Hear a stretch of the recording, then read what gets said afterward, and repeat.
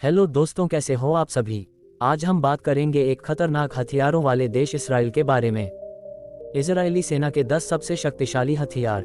Israel की सेना, जिसे इजराइल डिफेंस फोर्स (IDF) के नाम से जाना जाता है, एक अनोखी सेना है। अपनी स्थापना के समय से ही यह अपने पड़ोसियों के साथ कभी न खत्म होने वाले संघर्ष में शामिल रही है।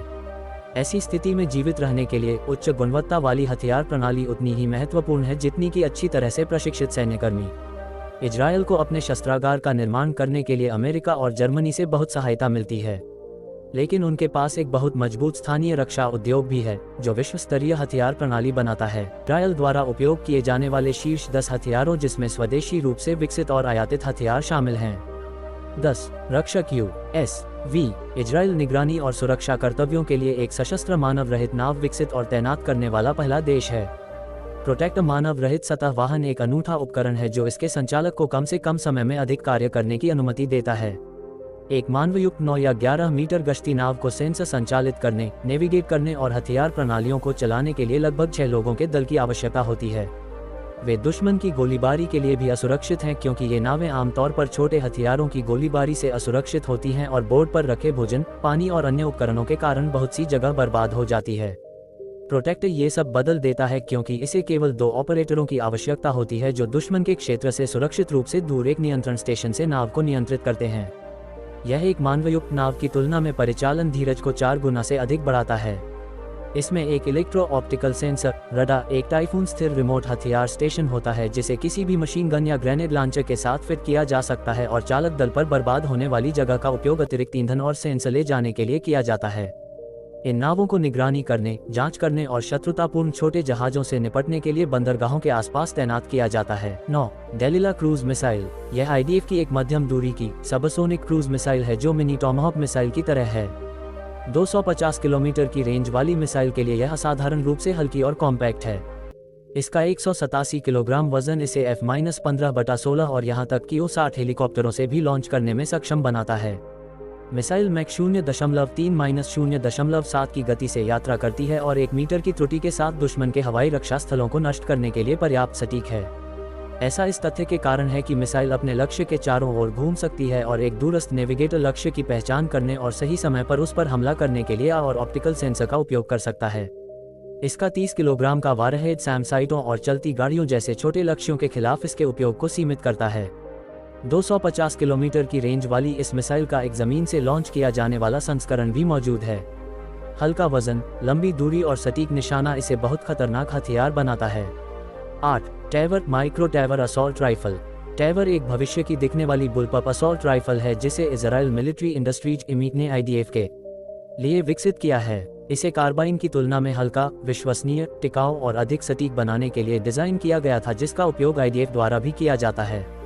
मानक कैलिबर 5.56 गुना 45 नेटो राउंड था, जिसका उपयोग 30 राउंड मैगजीन में किया जाता था।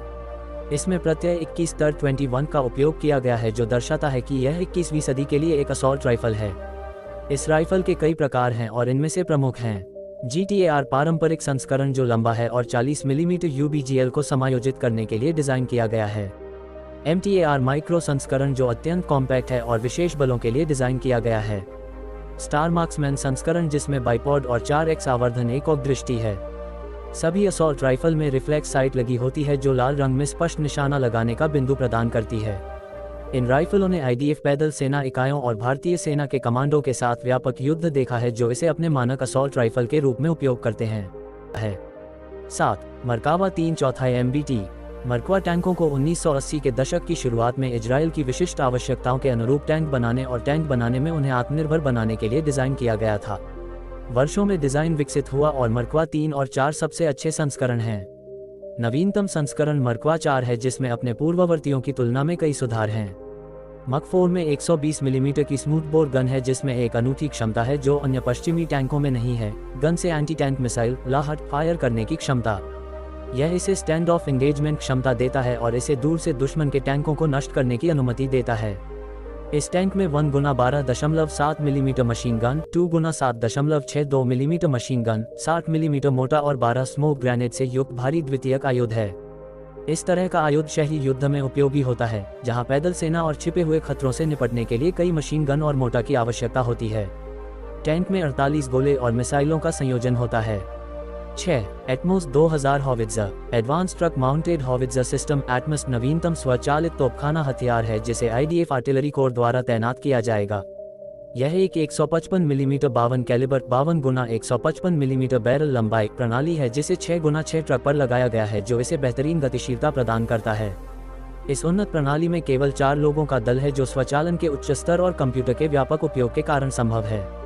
सटीक फायरिंग समाधान को एक टच स्क्रीन कंप्यूटर द्वारा गणना की जा सकती है और फिर 4 लोग इसे फायर करने के लिए मैन्युअल रूप से बंदूक में गोला लोड करते हैं। ये सैनिकों को सटीक समर्थन फायर देने के लिए यूएवी जैसी हवाई संपत्तियों से डेटा एकीकृत करता है। ये बोर्ड पर 155 मिलीमीटर के गोले के 32 राउंड ले जाता है और आवश्यकता और चालक दल की पुनः लोड करने की क्षमता के आधार पर उन्हें 4-9 राउंड प्रति मिनट की दर से फायर कर सकता है। ऐसा कहा जाता है कि इस प्रणाली को C-130 द्वारा ले जाया जा सकता है जो शत्रुतापूर्ण क्षेत्रों में तेजी से तैनाती को सक्षम कर सकता है। 5. F-15 हायरा-अम। इजराइल एक बहुत छोटा देश है लेकिन हवाई श्रेष्ठता प्राप्त करने और संघर्ष की स्थिति में हमले करने के लिए दुश्मन के इलाके में गहराई तक घुसने के लिए उसे लंबी दूरी के विमानों की जरूरत है क्योंकि F-16 सुफा ऐसे अभियानों के लिए आदर्श नहीं है और यह मातृभूमि की रक्षा के लिए प्रभारी होगा। F-15C लड़ाकू विमान पहली बार 1978 में प्राप्त किए गए थे। 1998 में इजराइल ने स्ट्राइक वेरिएंट के 25 उदाहरण प्राप्त किए जिन्हें F-15 हायरा-अम नाम दिया गया। इन अत्यंत सक्षम बहुउद्देशीय लड़ाकू विमानों को इजराइल ने अपने स्वयं के उपकरणों का उपयोग करके अनुकूलित किया है। यह अमेरिकी और इजरायली मिसाइलों को ले जाने की क्षमता रखता है और इसमें अमेरिकी वेरिएंट F-15E की तुलना में उन्नत काउंटरमेशर्स और जैमिंग सिस्टम हैं। इन F-4 एरो-3 ABM बैलिस्टिक मिसाइलों को रोकने के लिए कई सिस्टम डिजाइन किए गए हैं, लेकिन सबसे कम ज्ञात और संभवतः सबसे शक्तिशाली एरो-3 anti ballistic missile ABM system है। इस मिसाइल को प्रसिद्ध अमेरिकी MIM-104 पैट्रियट ABM सिस्टम से अधिक प्रभावी होने के लिए विकसित किया गया था। एरो इजराइल के अस्तित्व के लिए बेहद महत्वपूर्ण है क्योंकि यह उन्हें अपने शत्रुतापूर्ण पड़ोसियों के पास मौजूद बैलिस्टिक मिसाइलों की सीमा से बचाता है। लक्ष्य की जानकारी प्रदान करने के लिए इसे ग्रीन पाइन रडार के साथ एकीकृत किया गया है। ग्रीन पाइन की खोज और ट्रैक रेंज लगभग 400 किलोमीटर है जो पूरे इजराइल को आसानी से कवर कर सकती है। एरो 3100 किलोमीटर से अधिक की ऊंचाई पर एक बैलिस्टिक मिसाइल को रोक सकता है और इन मिसाइलों की एक बैटरी 30 सेकंड में 5 बैलिस्टिक मिसाइलों को रोकने में सक्षम बताई जाती है। एरो 2 की तुलना में सुधारों में एक छोटा आकार और वजन में 40% की कमी शामिल है। 3. Barak 8 SAM. यह मिसाइल भारत इजराइल के संयुक्त उद्यम का परिणाम है जिसका उद्देश्य नौसेना और वायुसेना को लैस करने के लिए अगली पीढ़ी की सतह से हवा में मार करने वाली मिसाइल विकसित करना है। यह एक मध्यम दूरी की SAM है जिसे मुख्य रूप से सुपरसोनिक क्रूज मिसाइलों को रोकने के लिए डिजाइन किया गया है। इसमें एक दोहरी पल्स रॉकेट मोटर है जो सुनिश्चित करती है कि मिसाइल अपने अंतिम चरण में भी मैक 2 जोड़ पर यात्रा कर रही है। सक्रिय होमिंग रडार सीकर भूमि जहाज आधारित रडार से निरंतर रोशनी की आवश्यकता को समाप्त करता है और इस प्रकार त्वरित प्रतिक्रिया की अनुमति देता है और इसे जाम करना बहुत मुश्किल बनाता है। नौसेना संस्करण को 8 सेल वर्टिकल लॉन्च मॉड्यूल से दागा जाता है और आमतौर पर MFSTAR रडार के साथ संयोजन में उपयोग किया जाता है।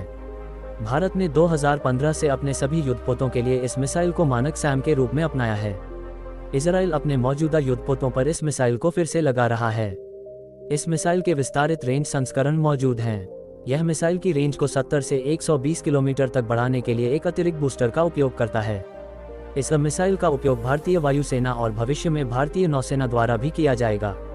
2. SAR-5 corvette. इजराइल के पास एक छोटी सी तटरेखा है लेकिन उसके पास बहुत सारे मूल्यवान तेल के कुएं और अन्य संपत्तियां हैं जिनकी उसे रक्षा करने की आवश्यकता है। उसके पड़ोसी शक्तिशाली एंटीशिप मिसाइल और पनडुब्बियां हासिल कर रहे हैं। SAR-5 एक बहुभूमिका वाला कॉर्वेट है जिसे एंटी सबमरीन, एंटी सरफेस और एंटी एयर युद्ध को समान आसानी से अंजाम देने के लिए डिजाइन किया गया है। इस जहाज का सबसे अच्छा हिस्सा यह है कि इसका वजन लगभग 1100 टन है लेकिन इसकी मारक क्षमता 4000 टन के फ्रिगेट जितनी है। नवीनतम अपग्रेड में MFSTAR रडार और आयुध सूची शामिल है। एक फालानक्स CI-BlueS 3 गुना 2324 millimetre torpedo tube, 8 Harpoon antiship missile, 16 Barak 8 SAM, 32 Barak 1 SAM। इसकी अनूठी विशेषता यह है कि यह 4 पैनल ऐसा रडार से सुसज्जित दुनिया का सबसे छोटा युद्धपोत है। MFSTAR लक्ष्यों को खोज सकता है, ट्रैक कर सकता है और उन्हें रोकने के लिए एक साथ 16 बराक 8 सैम को निर्देशित कर सकता है। ये SA-5 को किसी भी हवाई खतरे से खुद का बचाव करने की क्षमता देता है।